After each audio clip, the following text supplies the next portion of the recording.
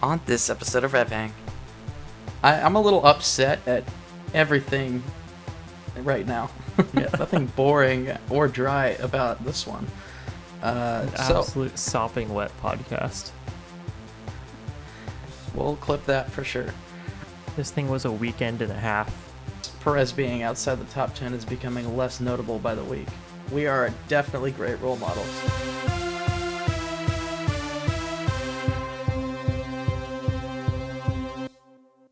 Hello everybody, and welcome back to another episode of RevHang. I'm Nathan, and alongside me across the airwaves is my good friend and co-host and fellow car enthusiast, Ben Bagley. How you doing, Ben? I'm doing pretty well. Just enthusing over cars over here. Also watching the slopes in Oregon start to gradually fill up with snow. I've actually over the past week just had the Willamette Pass webcam up on my computer because it's really peaceful while you're working on Excel spreadsheets to watch snowfall on the mountain. I might have to try that out, because I too work with Excel spreadsheets frequently. Really enriches the experience, I'd say. I bet it does. Yeah, we have gotten some snow in the mountains, up in the passes, for sure. We're supposed to get quite a bit of snow this winter, as we have a La Nina in effect. Yeah, which totally means what we're something. being told. It should mean something. I don't know if it does. That people are acting like it means something, so maybe it does. I don't know. So I will also act as if it means something. There you go. But what it means for us, as far as the weather service is concerned, is we are going to have a cold, wet winter, and that could mean snow. But it is the Pacific Northwest, and weather here is notoriously unpredictable. So, Yep. Yeah, I'm still not holding out on my chances to use my skis down here on the valley floor very much, but up in the mountains, I'm expecting a pretty decent season. it should be a pretty good season. Probably from what I'm hearing, it'll be an early season, and it'll also end early. So, I guess once the snow comes, you're gonna have to get out there, Ben. Yep. Yeah, I actually have my own skis now, so I'm excited to use them. Look at you living the life. I know. I was riding the rental ski bandwagon for a while, but no more. No more. Well, this is not a skiing podcast or a meteorology podcast. This is a racing podcast. So let's dive right in. We've got a juicy one this week. Oh boy. A very There moist was nothing, one, you might say. yeah, nothing boring or dry about this one. An So absolute sopping wet podcast. we'll clip that for sure. Okay. Paddock news. Only got a couple things this week. First off, Kevin Magnussen was out sick with some unknown disease. Probably not an unknown disease, but unknown to the fans. I don't think they ever said what it was. Seems like maybe food poisoning. Seems like maybe the flu. I don't know. But it was bad enough to where he could not race. So Ollie Bearman took his place this weekend. So we got to see more of the Bearman. Yeah, it went really well for him. It went so well. But he is a rookie in his, what was that, second or third race? Probably third, I think. Yeah. And Honestly, it wasn't for exactly the the conditions, easiest. the kid did the best he could. Yes, yeah, most of the rookies were struggling hard this week. So, I'll cut him some slack. It was not exactly easy out there, and a lot of veterans were caught out as well. So, with that being said, we have some more paddock news. Christian Horner loves Williams' new coffee sponsor. They got a new coffee sponsor because of Colapinto's recent addition to the team. And so Christian Horner went and had a visit with what's his face? The main guy. James Vowles. James Vowles at Williams Racing. Thank you, Ben. His name escapes me. But yeah, they talked about coffee.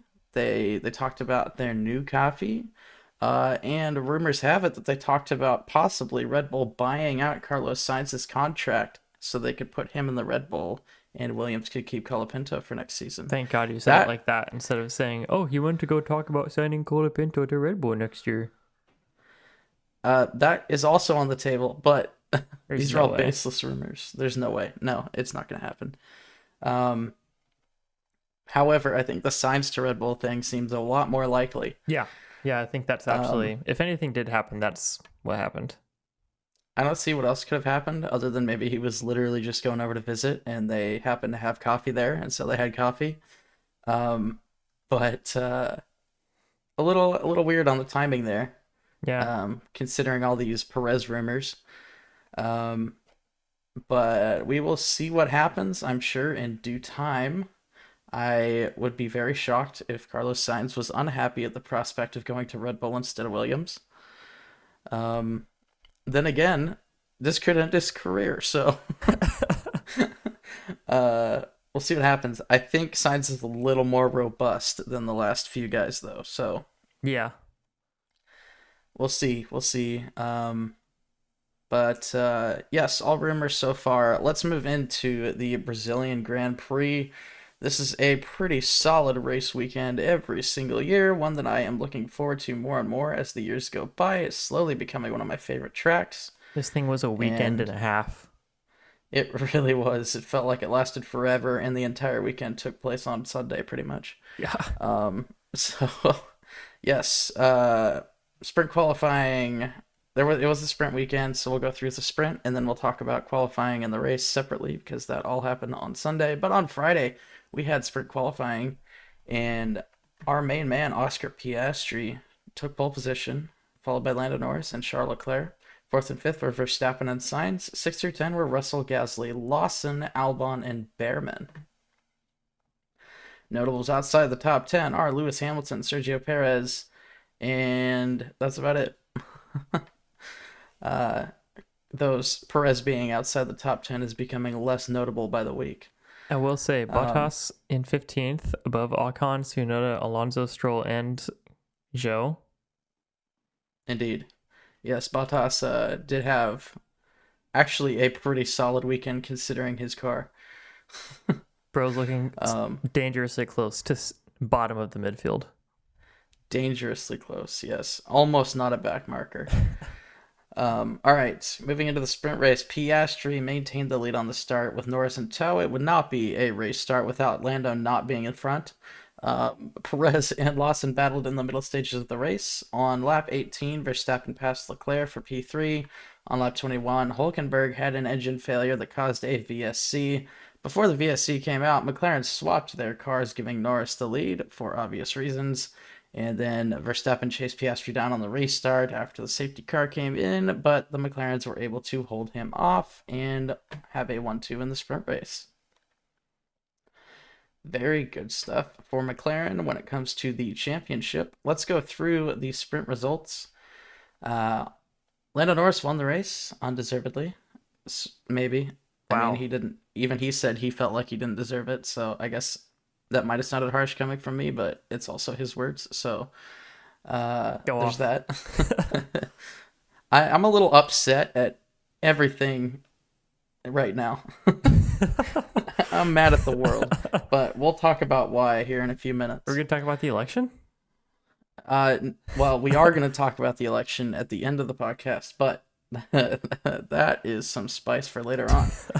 So, Lando Norris won the sprint race, followed by Piastri and Leclerc. Fourth and fifth were Verstappen and Sainz. Verstappen did drop back behind Leclerc because on the safety car restart, he pulled up alongside Piastri before the flag went green, and so he got a 5-second penalty for that, and that promoted Leclerc to third.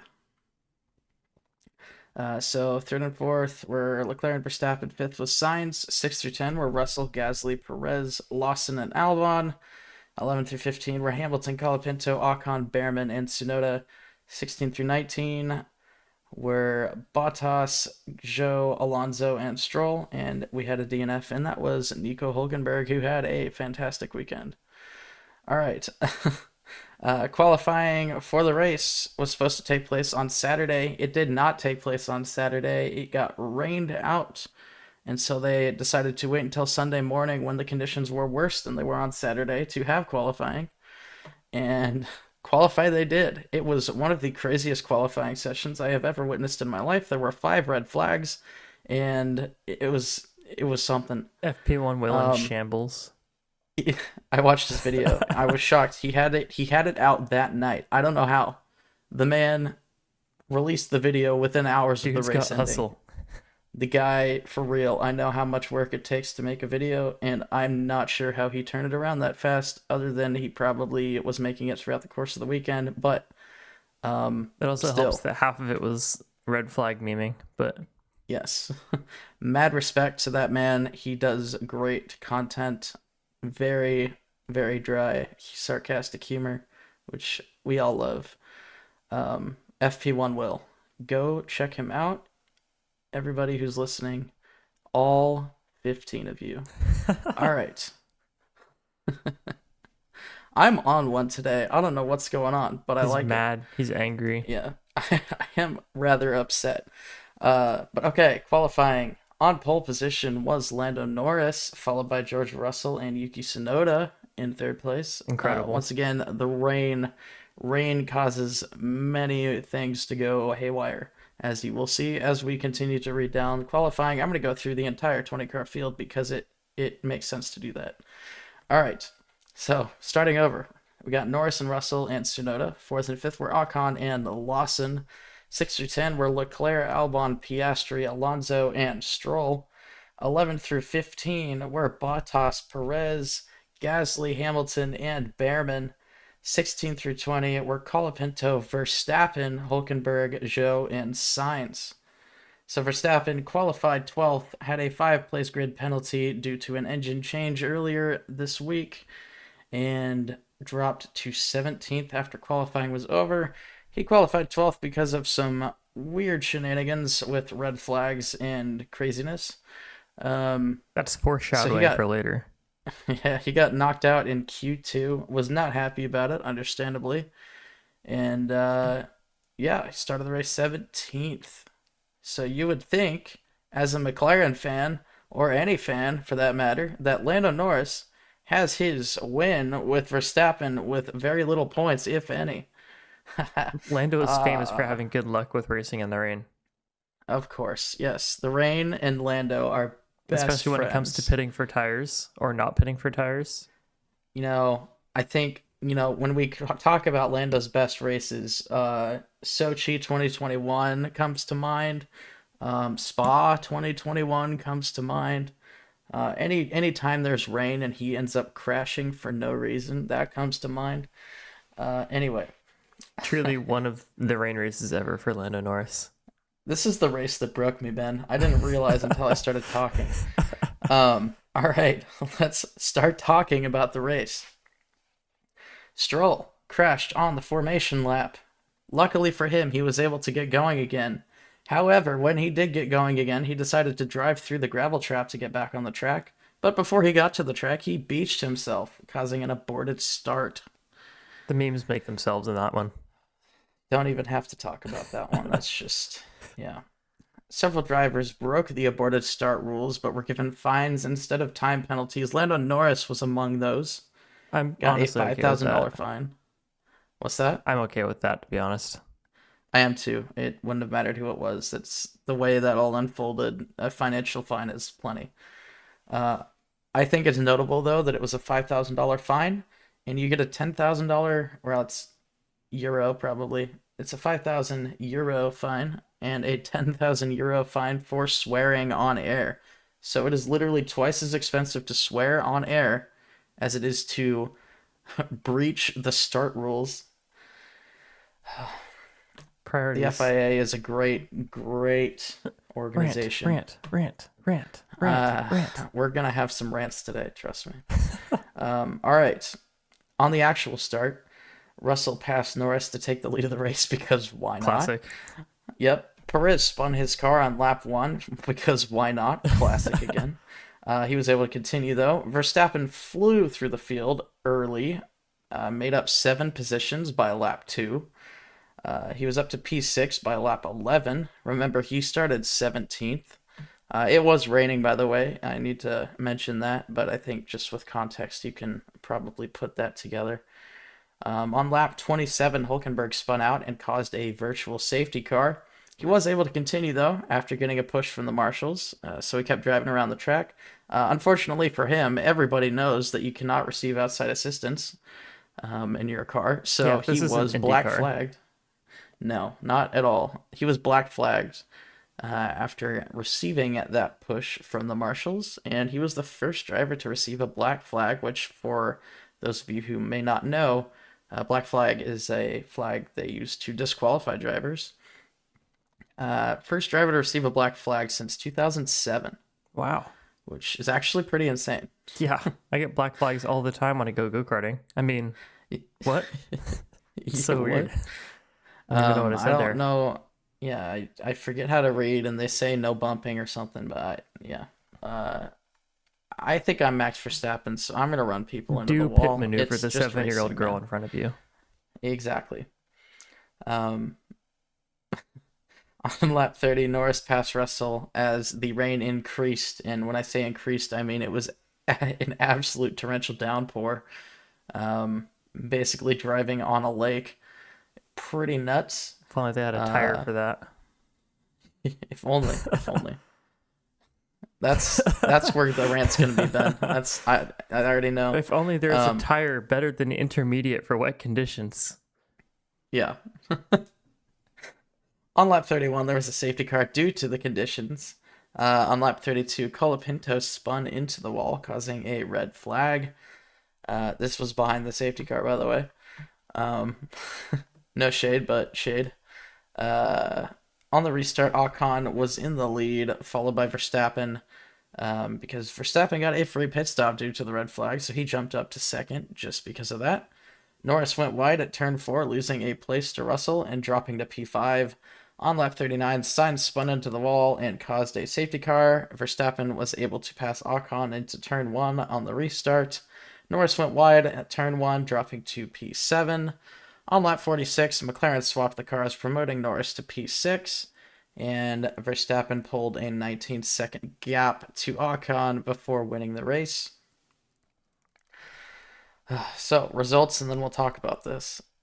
Uh, Max Verstappen won the race from 17th on the grid, followed by Ocon and Gasly. We have a double Alpine podium in the year 2024. Insane. I can't. This seriously, this race broke my brain. Um, and after all of this, Bottas couldn't even squeeze a point I for know. me. I was thinking about that. Oh man, Bro had 5 drivers Gasly. out and still managed to be right near the bottom out of the points. I know. Fourth and fifth were Russell and Leclerc. 6 through 10 were Norris, Sonoda, Piastri, Lawson, and Hamilton. 11 through 15 were Sainz, or no, sorry. 11 through 15 were Perez, Behrman, Bottas, Alonso, and Zhou. And we had four, no, hold on. Two DNFs, two DNSs, and one disqualification. Um, okay. So our two DNFs were Sainz and Colapinto, who spun and crashed. Our disqualification was Nico Hulkenberg, who received outside assistance in his car after spinning and almost Not crashing. crashing. Yeah. Uh, and then we had two DNSs. First one was Alex Albon, who crashed in qualifying, and it was since qualifying was the same day as the race, they didn't have time to rebuild the car. Unfortunate for him, but that's how it goes.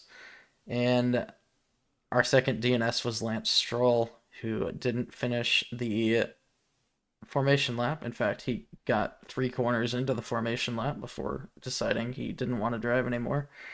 Also, I find it very funny that everywhere I've seen has Albon listed finishing ahead of Stroll, even though they didn't start the race, and Albon was never even on the grid. Uh, Probably doesn't mean anything, but I think it's just funny. Just a little bit more slander towards Lance Stroll. Just a little bit. All right, so let's talk about this, Ben. Um, this race was something. This is not a race to show somebody who's never seen F1 for the first time. No, I mean normally you want to show them an entertaining race, and that it was. It was very entertaining. I was never bored. Um, but if you want a race that is a good barometer for Formula One itself. This was not it. This is the equivalent of showing somebody who's never seen a cartoon before, like the last 3 episodes of Neon Genesis Evangelion. I don't know what you're talking about, but I agree with you. Okay, it was worth a shot. I'm sorry, Ben. No, no, it's okay. Um, uh, this was something. Verstappen came back from 17th, which never happens. There's only been 5 races in Formula One history, one from 17th or lower. And there's been almost 1,300 races at this point. Yeah. And if I had a nickel Um, for every single time that happened at Brazil, I'd have 2 nickels for recent memory. yeah, wasn't Hamilton the other one a couple years ago? Yeah, in 2021. He Yeah, also got that's a new right. engine, and his car Yeah, turned into a fighter jet. rocket Mercedes. Yeah. Um, that's right. So we had a double Alpine podium after they've been struggling to score points all year. Uh, this one I'm just gonna crack down to right place, right time, and very skilled drivers. I still think Ocon and Gasly are underrated. I think that Alpine is just a steaming pile of garbage. Yeah. This might, I don't Um, know if it's enough to keep them ahead of Haas, but I think that might be enough to keep them ahead of RB. I think Haas will pass them, yeah. Essentially, they've jumped up into sixth place in the championship from ninth, and with that came an extra $35 million in prize money. So, a very big day for Alpine. Um, you could say. um, they were very happy, and they should be. That was a very good result after a very tough race. You can say right time, right place, right time, which I just did, but you have to actually make it to the right place at the right time and make it to the end of the race. Yep. Doesn't Um, change the result. exactly. So good job, Alpine. They call rain the great equalizer, where it pretty much takes all performance and throws it out the window and says, "Hey, who's the best driver? Let's have that driver uh, win the race." And it was pretty clear who the best driver was this week. Um, Clearly, Max Verstappen. Um, so what other craziness do we have? We have Lando Norris who can't he runs screaming when he sees a raindrop. And then Oscar Piastri, who didn't have a great weekend overall. Liam Lawson actually did really well this week. Finished ninth in the points. Um, Consistently was battling people and looking very good while doing it. Very hard battles, but very fair at the same time, unlike last week. So I don't want to say progress yet. It's only one example, but he's shown that he can do it, and in the rain, which I think also should count for something. Yeah, this is a great litmus test for where a driver is at maturity wise and how they can control the car in challenging conditions. Absolutely. And after saying that, just want to note that Yuki Tsunoda finished 2 spots above him. But um, Lewis Hamilton took the last point on the grid after he had an atrocious weekend. He has had a couple of bad weeks now. Not sure what's going on with him. The car Um, just keeps getting worse and worse, man. Something like that. Likely what it is that Mercedes has stopped telling him stuff, which they should stop telling him stuff. Yeah. Um, which is probably why it seems like Russell is gapping him a little bit in recent time. Um, he's just not getting the communication from his team that he would otherwise if he wasn't leaving to their literal main rival. Uh, but yeah, so Perez finished 11th out of the points once again after Red Bull said, we need to see something special from Perez or else we're going to replace him. Who knows if that's going to happen? It probably won't. But, Christian Horner likes coffee, so we'll see what happens.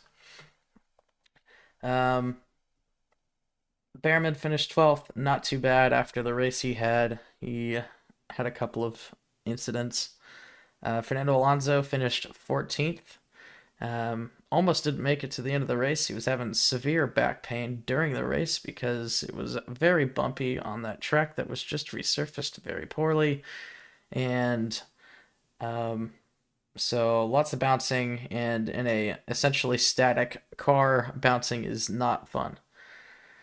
Uh, It's not static, but it's close. Yeah, So Alonso made it to the end of the race just barely. He had to get help to get out of his car. But he said he wanted to finish the race because the mechanics worked so hard over the weekend, which they did. Both cars crashed in qualifying, and both cars got turned around for the race. absolutely And wild. one car didn't make it to the start line. Um, but he wanted to finish the race for the mechanics, which I think is pretty honorable. Also, shouted out his people in Valencia. Not sure if they have been affected by the flooding in Spain. I think that was more Barcelona, and I think Valencia is a little ways away from there, so not sure on that one. But for all the people in Barcelona and the surrounding areas, I hope you're doing okay. Good luck. Thinking about you. Yeah, You got this. yeah. Floods are not fun. We've had our fair share here in the States recently as well. Yep. Unrelated note, Um, I did see a diagram that showed different ways to get out of that place where Lance Stroll got stuck. And it showed the regular route, and then it showed the route that he took, and it labeled him as window licker route. And I just thought that was funny. It's an insult you don't really see very often. Window liquor is a very good one that is very underused, but it's also extraordinarily insulting. So I understand why it's not used so much. Um, good stuff though, Ben. Thanks. I just wanted to bring that up, but that was funny. It's fine. It's Stroll. I don't care. Um, all right. That we kind of talked about the race in the finishing order, and I mean, there's not much to talk about in terms of the race. It was just craziness the entire way through. You can't describe every moment because they were constant. Um, if you do Talk know a about little bit about, the point where Norris wanted to pit even earlier than he did, and he ended up and pitting then after the blamed the team. VSC ended, and then a red flag happened, and he wasted an entire long pit stop versus everybody else on the field, and especially versus people in the field like Max Verstappen and the Alpine team that waited until the red flag happened because everybody knew it was going to happen. I was literally just counting down the laps. Yeah, it was a little weird. I noticed from Lando that he wanted to stop earlier to overtake Russell. Good idea in theory. Um, the virtual safety car happened basically right as they were passing the pit entrance, so there was pretty much an entire lap where they had to make a decision. They decided to go into the pits. As they were entering the pits, the VSC ended, releasing Verstappen and the rest of the pack to go full speed. So they kind of screwed themselves there. Um, that's just something that happens in F1. Uh, I mean, you say that they knew there was going to be a red flag, but the red flag was um, that was later on. That was a couple laps later after the rain got super bad and Colapinto ended up in the wall. Um, so I don't know. I think they made it was a risky decision because you probably could have expected that at some point during the race a red flag would have come out. Um, I don't hate the decision though. It was just really bad timing. Um, but what I didn't like was that once the red flag came out, Norris was like, "I knew we shouldn't have stopped." It's like, no, you made this call. So gotcha there, buddy. We actually had that broadcast to national audiences. We were watching the Um, same thing. We all saw yeah. it. So there was that. But crazy race. If you know a little bit about F1 and know enough to know that this race is not representative, I would absolutely go watch it because it was extraordinarily entertaining. If you don't know anything about F1, welcome to the family. We're not all this angry. Um, just me, just the McLaren fans. Um, but I would maybe go watch like Watch maybe a watch nice Las like Vegas. yeah, or like a Watch nice Las Vegas Circuit of from the last year. Americas race or something like that. Yeah, I would watch Coda or Las Vegas from last year, or even Great Britain from this year was a fantastic race. Yeah.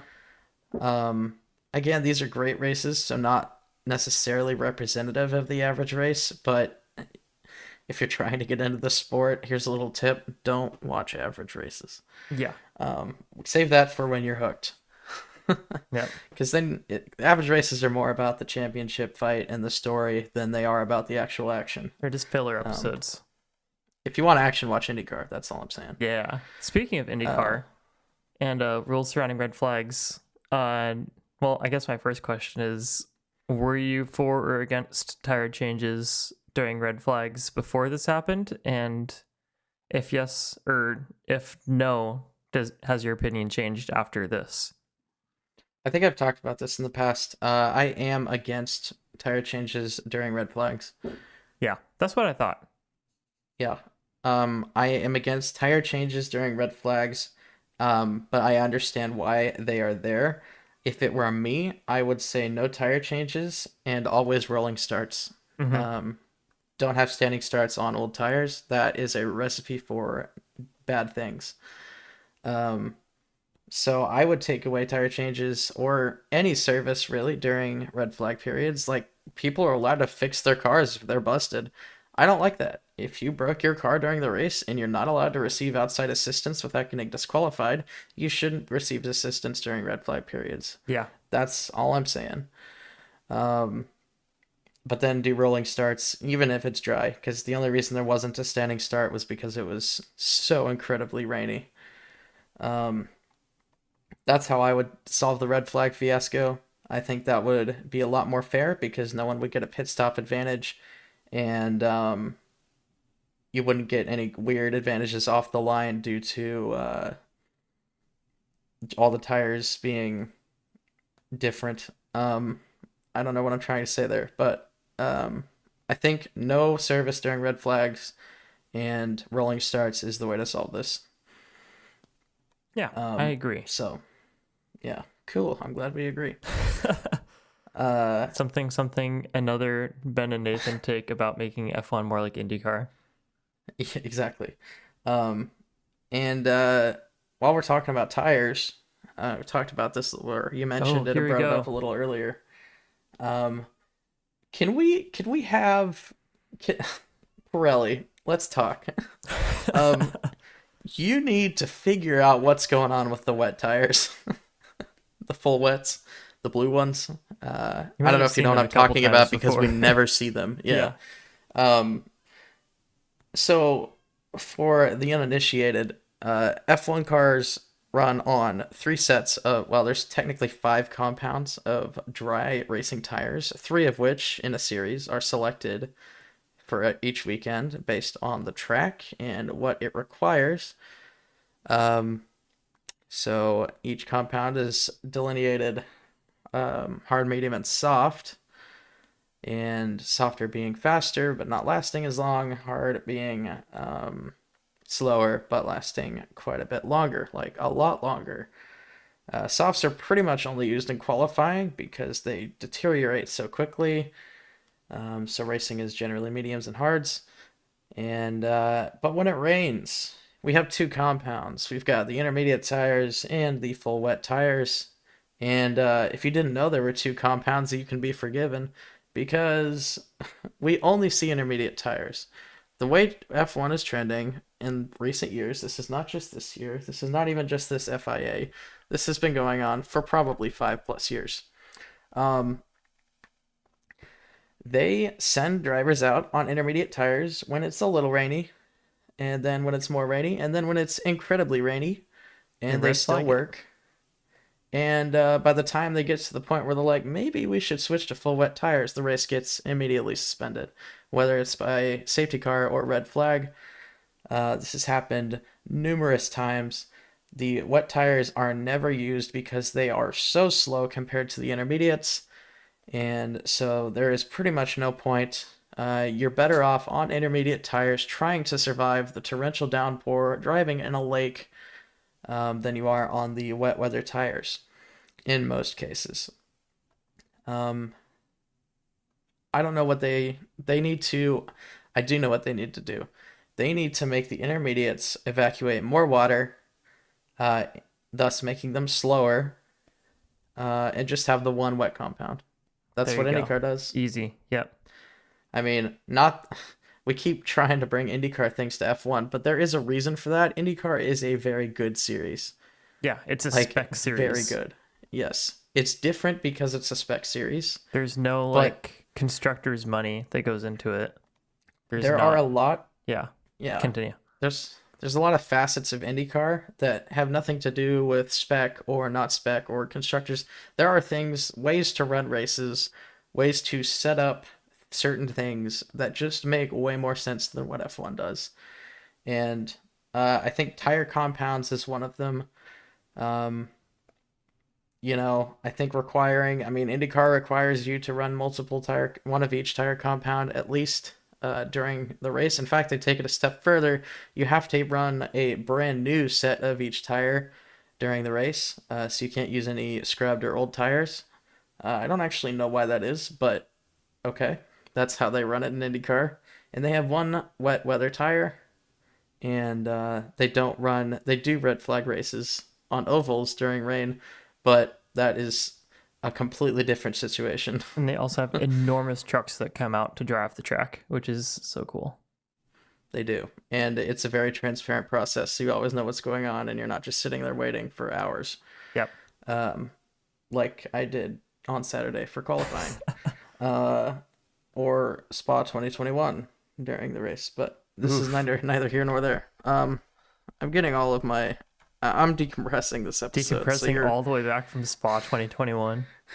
there's a lot of angst built up. Now, wait till we start talking about Abu Dhabi 2021. Oh my No, gosh. no, No. I won't. I won't. I'm mad enough at Verstappen. I don't. Okay. Um, Not that I'm mad at Verstappen about. Okay, we're not going to go into that. Nope. But, yes, I think wet weather tires need to be looked at in a major way. I think tires in general need to be looked at in a major way. The tires have seemed really bad the last couple of years. Um, just super inconsistent. And there's been Uh, a, like you were saying, there's been a huge trend toward literally pretty much just running the medium or the hard and ignoring all the other compounds of tire, aside from very edge cases. yeah. Um, yeah, that's true. And F1 even just a few years ago wasn't like that. Softs were used in races all the time. Yeah.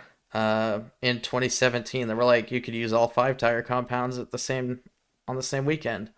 Uh, you could go, I think it was hard, medium, soft, super soft, and hyper soft. I think was how Maybe. it was separated. I know the hyper softs were pink. Yeah, Uh, that's the only thing I remember because it was super cool. yeah. Um, but yeah, so they need to figure something out. I know they're working on new compounds. They were in Mexico. They were running them on free practice 1 or 3, one of them. Um, so they're testing new stuff. I can't see them breaking away from the format they currently have, but it really needs to be done. And when I am the president of the FIA, I will make those changes. So you also go live in the Middle East. Uh, Not to get too political here, but I might be forced to be. Um, Or perhaps uh, you will live in Monaco. Perhaps if I was the head of the FIA, I would probably. Ooh, I don't know where I'd live. I could probably live anywhere in Europe because it was founded and started in France. I don't know if the headquarters is still in France or what. Um, but You know what I would do? what would you do, Ben? I would live dead in the middle of Wyoming. I'd live like 30 miles outside of Laramie in Wyoming.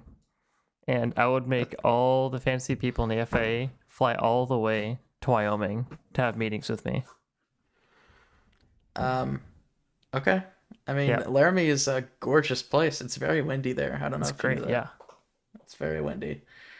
Um, but all right, we've got some talking points. Believe it or not, we haven't even started on the talking points yet.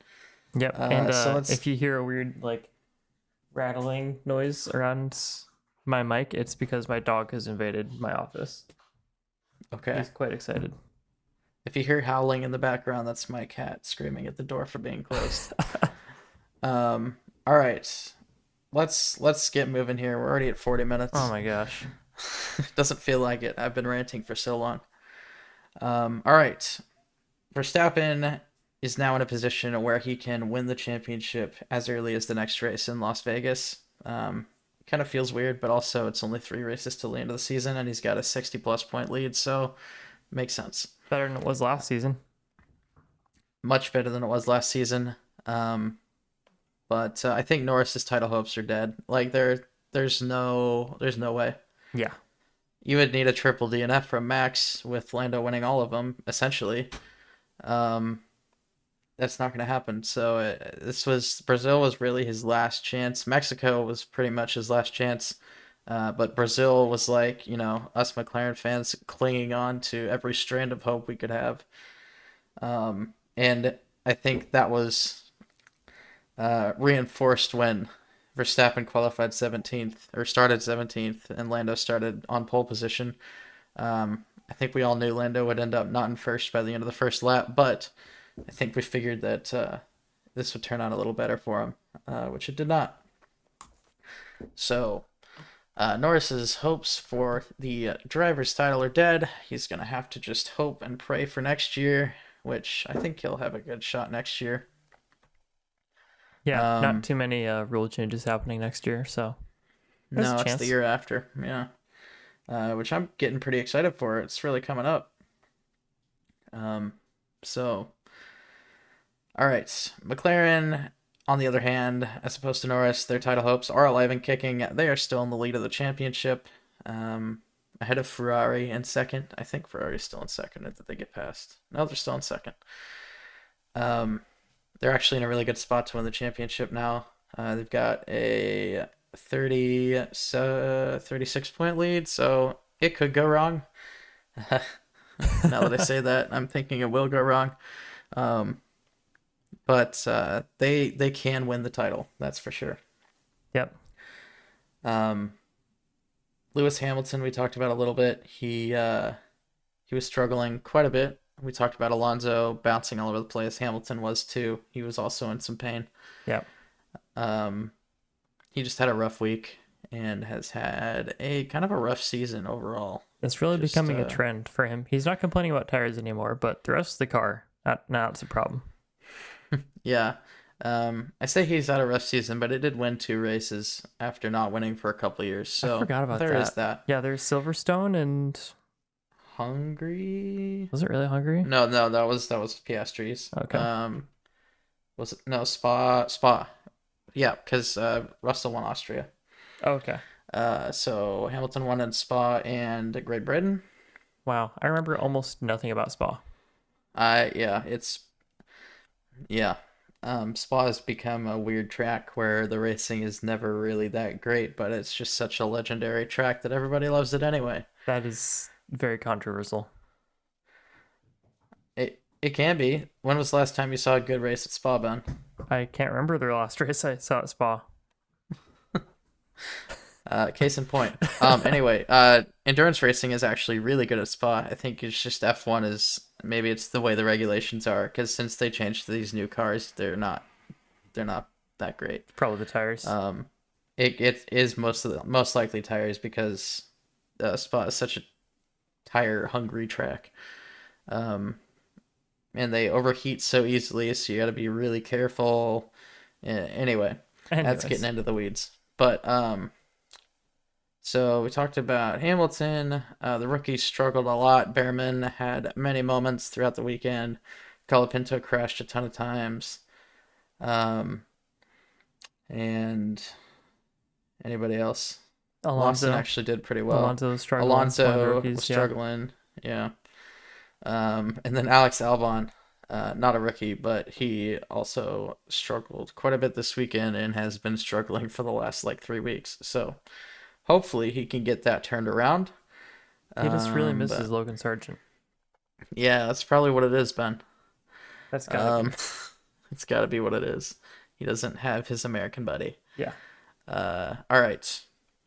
So championship standings. Verstappen pulls away up front. There is a pretty sizable gap, 24 points between Lando and Leclerc, which I guess actually isn't that sizable with 3 races left. Okay. Just making myself even more happy here. Even worse, Leclerc could beat Norris for second place. Yeah, it could theoretically happen that McLaren wins the constructors and doesn't have a driver in the top two in the drivers. um, so he could pass Lando there. George Russell overtook Lewis Hamilton in the standings. So Russell's in sixth, Hamilton's in seventh. Perez is back in eighth. Um, Gasly and Ocon made massive leaps this week. So Gasly's now in P12 and Ocon's in 14th. And yeah, Valtteri Bottas still in 23rd place out of 20th. Love that for you. I know what pepper I want for your hot sauce. I just need to find the brand that I want. Because I don't think I'm going Okay. to make it myself. I think I'm just going to buy something off the shelf. But I want it to be a good hot sauce for you, you know? All right. Do I get to know what the pepper is? Sure, why not? It's scorpion pepper. Oh, Hey, I'm not going ghost. I'm not going reaper or anything like that. Scorpion is tastefully I hot. was really hoping you were gonna say habanero, but okay, Habanero's not even close. it's not. But it tastes so good. Yeah, I All actually right. really like scorpion. I don't think I've ever had a scorpion pepper, so we'll fix that.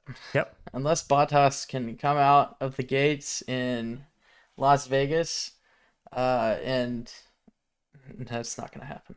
All right. Um, Speaking of Sauber, I think they've made a very good choice dropping Joe. He is so slow. The Yeah. guy is nowhere. Even in that car, he is so far back. And I remember even when he and Bottas first started racing together, I was kind of like, you know what? Joe's actually kind of faster than Bottas. Yeah, he had a couple years there where he was on par with Bottas, but that has not been this year, even though he's ahead of him in the standings, technically. But Yeah. um, Bottas has been I can't say a lot better because they always finish 19th and 20th, but um, Bottas is the better driver at the moment. Um, so yeah, and then constructors, McLaren has a what do we say, 36? I can't math anymore. 36-point lead over Ferrari, and Ferrari is 13 points ahead of Red Bull. Then everything past that is pretty much fixed until you get down to sixth, seventh, and eighth, where we have Alpine, Haas, and RB respectively at 49, 46, and 44 points. I Yeah. feel like Williams has done better this year than they actually have. Yeah, I thought Uh, they were doing way more consistently, but I guess not. yeah. Williams is at 17 points. I thought they had more, but probably not. Hmm. Um, Do you think RB passes Alpine before the end of the year? Or do you think Alpine holds on to it? 5 points in three races. Uh, Because the I Alpine think was looking so. a little faster this race. They made some They have changes to been the car. faster recently. Yeah. I'm gonna say yes. I think at the very least they'll tie it up, and then I think RB has more. Oh no, Alpine would have the highest finish at second. Yep. So, I don't know. That's a good question. I think Haas definitely will. It's only 3 points, Oh and yeah. Haas has been really good, or at least midfield, I should say. Um, that's a good question. I think RB and Alpine is kind of the big question right there. Yeah. Um, I don't think there's any way Haas doesn't overtake Alpine though. All right. Pit stop championship. Let's do it. Speaking of Joe, he was actually the fastest in the pit stop championship this week, with a time of 2.52 seconds. Not very quick pit Wow. stops this week. That is dismal. Um, Followed by Leclerc and Alonso. Fourth and fifth were Tsunoda and Hamilton. Six through 10 were Norris, Piastri, Colapinto, Hulkenberg, and Russell.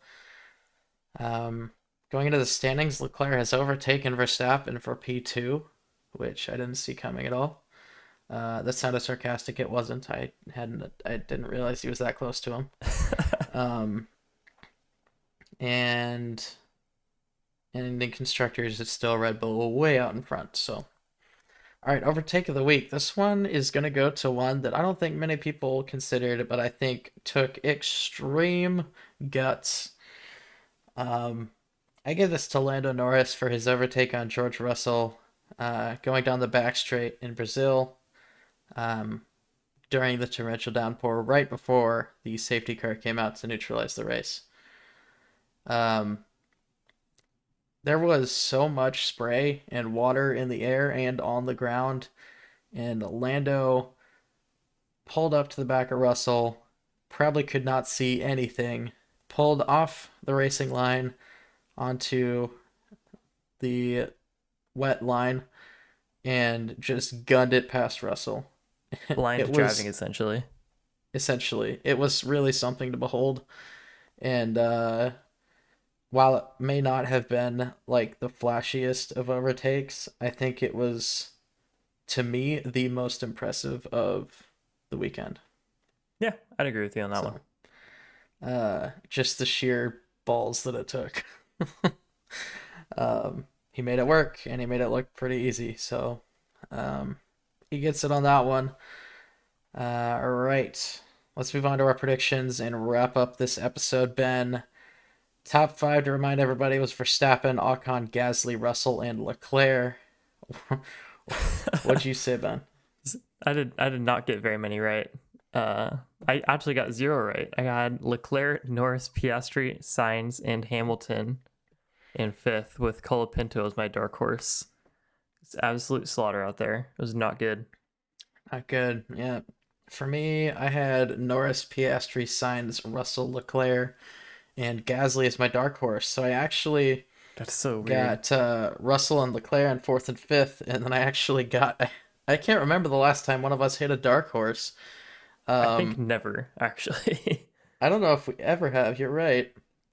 Uh, or at least not this season. But yeah, Pierre Gasly, the dark horse himself, finishing third.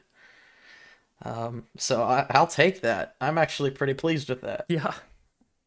All right. Fastest lap. What'd you say, I Ben? did get this one. I got Hamilton for this one. Or, no, I had Verstappen for this one. Yeah, I had Hamilton for this one. Yeah. It was Verstappen. Driver of the day. What'd you say, Ben? I had Leclerc. I had Norris, and it went to Verstappen, as it should have. Yeah. No doubt about that one. Surprised Stroll didn't get it. Um, so toxic today. All right. Top five for the Las Vegas Grand Prix in a couple weeks. What do you got, Ben? For this one, I have Sainz, Norris, Leclerc, Verstappen, and Piastri. And I'm ready to be hurt. Perez is my dark horse. Perez is your dark horse. Okay. I have Norris, Piastri, Leclerc, Verstappen, and Sainz, with Colapinto is my dark horse. Um, it is a lot of straight lines in Las Vegas, and the McLarens have generally been pretty quick in the straight lines, except for this week where they reverted to an old spec rear wing to give them more downforce, which ended up being the reason why Norris could not overtake anybody to save his life. I was going to say, unless they choose a high downforce wing for the straights. Yeah. Maybe it'll rain in Las Vegas. And maybe the sky is green. I don't know. Yeah. Uh, Fastest lap. What do you got, Ben? I have Sainz for this one. I've got Norris and driver of the day. Perez. If I also have Norris. If Perez scores points, there's a chance he could get driver of the day. This is true. But I gave it to Norris. You may still think that I'm a Norris fanboy. At this point, I'm just upset, and I don't know if this is copium. It doesn't feel like it to me. I just feel like this is what's gonna happen, but it's too little too late. I don't care if he wins and Verstappen DNFs. It's too late. It's way too late. So my dreams are shattered until next season. And I'm sure you can hear that coming out in this podcast if you've listened to this before. I'm not normally like this. I don't know what's with me today. You're ready to give up on it and come back in 4 months? Yeah, for sure. I can't wait. I'm actually excited though. Next year, I think will be pretty exciting. There's going to be quite a bit of battling going on at the front from the beginning of the season, more than likely, but also McLaren is known for not having a great start to the year. So, Ben, with all of that being said, do you have any words of wisdom for our viewers slash listeners? Yeah. So, as somebody who chronically looks at screens for a lot of the time, whether it's for work or while looking at documentaries on YouTube in his spare time, uh, my general rule that I've adopted, and actually has been helping in terms of eye strain and just being able to focus on things. If you notice your ability for your eyes to focus kind of lags out when you've been looking at a screen, is every 20 minutes, you should look at something that's at least 20 feet away for at least 2 minutes. And that actually really helps. It also helps you not laser focus in on something when you should be maybe giving yourself a little distance from it. Good stuff, Ben. I also have some words of wisdom. As promised, we were going to talk about the election. This will be coming out on Tuesday, November 5th, which, as everybody in the United States knows, is Election Day. I'm pretty sure you can't be anywhere near the United States without knowing that at this point. Um, it's been contentious. We're not a political podcast, so we're not going to dive into it or take any sides or anything. But I will tell all of our listeners, if you hear this in time before 5 p.m. on Election Day, get out there and go vote if you are registered. It is important. It is your civic duty as a citizen of the United States. It is very important. Even if you think your vote doesn't matter, um, just go do it. It doesn't take that long. It's really easy, and you can feel good about yourself after you do it. Well, this election cycle might be a little different, but Yeah, bring a beer if you want to. Why not? let's not advocate for that, Ben.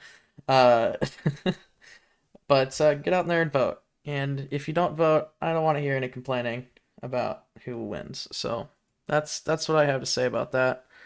Truly My wise words of words. wisdom: yes, do your civic duty, be a good citizen, go vote, and then you can complain. Yeah, it's what cool people like Nathan and I do. Exactly. I've already voted. Have you voted, Ben? I have, yeah. Amazing. Incredible. All right.